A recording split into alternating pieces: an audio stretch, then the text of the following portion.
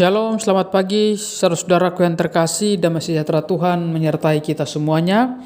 Sebelum kita melakukan aktivitas kita masing-masing di hari ini, kita kembali akan mendengar firman Tuhan melalui renungan di pagi ini.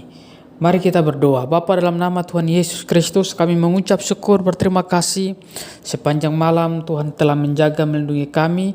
Kami boleh beristirahat, dan di pagi ini kami sudah bangun dengan tubuh yang sehat. Kami boleh akan beraktivitas kembali.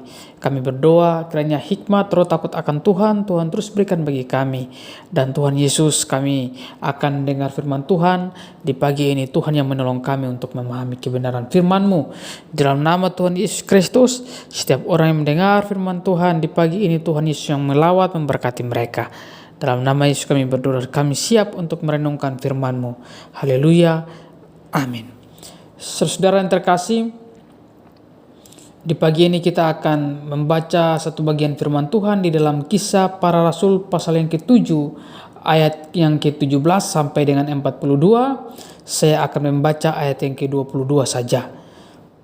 Kisah Para Rasul pasal yang ke-7 ayat yang ke-22. Dan Musa dididik dalam segala hikmat orang Mesir, dan ia berkuasa dalam perkataan dan perbuatannya. Dan Musa dididik dalam segala hikmat orang Mesir, dan ia berkuasa dalam perkataan dan perbuatannya.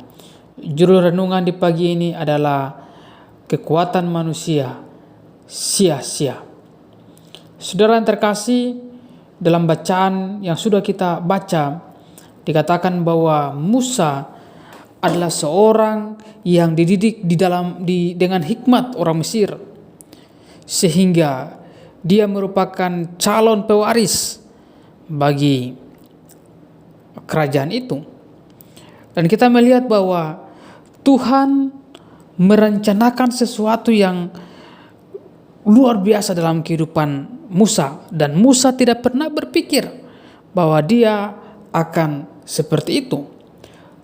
Tapi yang harus kita pahami bahwa Tuhan dapat melakukan segala hal dan rencananya pun tidak akan yang gagal. Ayub 42 ayat yang kedua.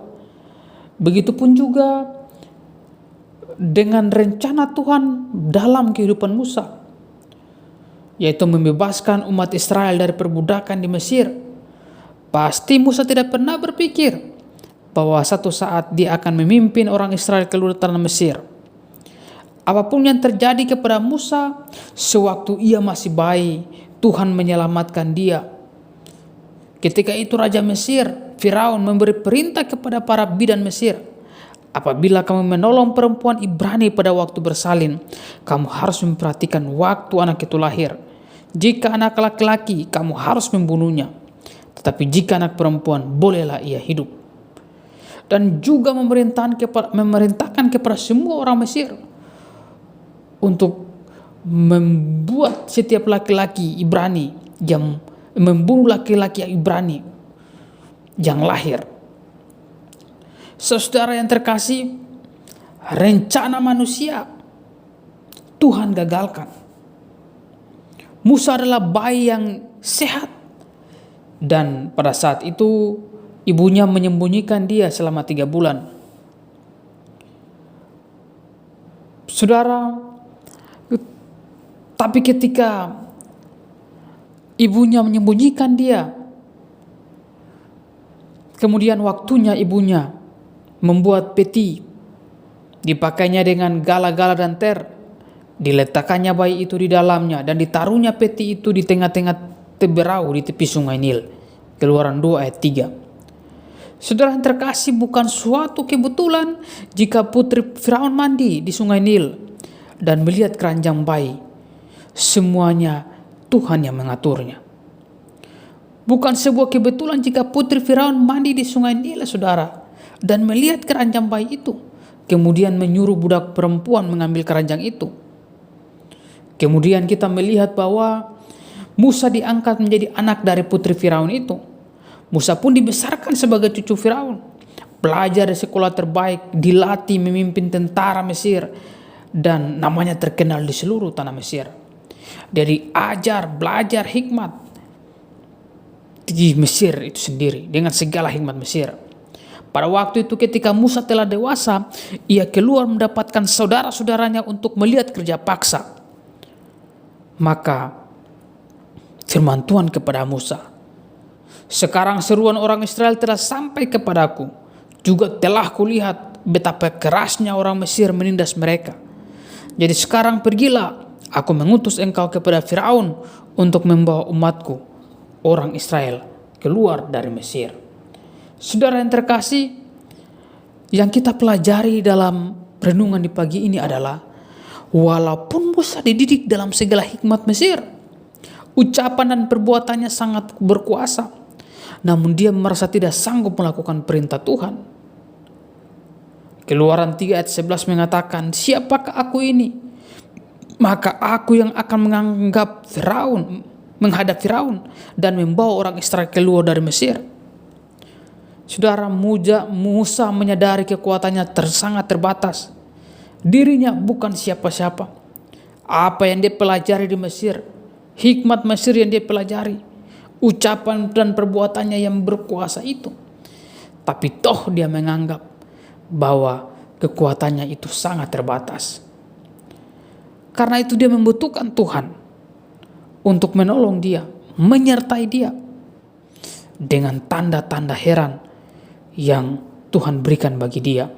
Ketika menghadap Firaun, ada kuasa yang Tuhan berikan bagi Musa untuk melakukan itu. Mujizat-mujizat terjadi. Saudara, tanpa Tuhan bersama kita, pengetahuan dan kemampuan kita tidak akan berguna dalam menyelamatkan umat Tuhan. Begitupun juga dengan sesama kita. Mungkin kita berpikir kita adalah orang yang pandai, yang cekatan, yang bisa melakukan banyak hal. Tapi ingat, kekuatan kita pun itu terbatas. Kita butuh Tuhan. Tanpa Tuhan, kita tidak bisa melakukan yang Tuhan kehendaki. Karena itu saudara, di dalam menjalani hidup ini, ingat, kita butuh Tuhan. Kita perlu Tuhan di dalam kehidupan kita. Kalau kita mengandalkan kekuatan kita saja, semuanya terbatas, sia-sia. Karena itu kita butuh Tuhan dalam segala hal. Karena itu saudara, dalam melanjutkan aktivitas kita di hari ini, mari kita berdoa bahwa Tuhan, tanpa Tuhan saya tidak bisa melakukan banyak hal Tuhan. Saya minta kekuatan daripada Tuhan. Saudara, Alkitab juga mengatakan, celakalah orang yang mengandalkan kekuatannya sendiri. Karena itu Tuhan mau supaya kita juga mengandalkan kekuatan daripada Tuhan. Kita meminta kekuatan daripada Dia, karena Dia Allah yang tidak terbatas itu akan menolong kita dan memberikan kekuatan bagi kita. Dan ketika kita berhasil pun, kita akan mengatakan bahwa semuanya karena Tuhan. Tuhan Yesus menolong kita bila kita memulai aktivitas di hari ini dengan pertolongan dan kekuatan yang berasal daripada Tuhan. Mari kita berdoa. Bapa, dalam nama Yesus, di hari ini, di pagi ini kami boleh belajar dari sosok Musa. Musa adalah seorang yang terpelajar, tapi toh dia menganggap bahwa semuanya itu terbatas, tidak bisa dipakai untuk menyelamatkan dan membawa orang Israel keluar dari Mesir. Dan dia membutuhkan Tuhan untuk menyertai dia. Begitupun juga dengan kami Tuhan. Kami butuh kekuatan daripada Tuhan. Kami juga membutuhkan pertolongan-Mu Tuhan Yesus dalam menjalani hari-hari hidup kami. Bapa di surga, terima kasih Tuhan Yesus. Dan kami akan memulai aktivitas kami di hari ini. Dalam nama Bapa dan Roh Kudus, Tuhan Yesus yang menolong kami semua. Setiap pendengar yang mendengar renungan di pagi ini, Tuhan memberkati. Haleluya. Amin.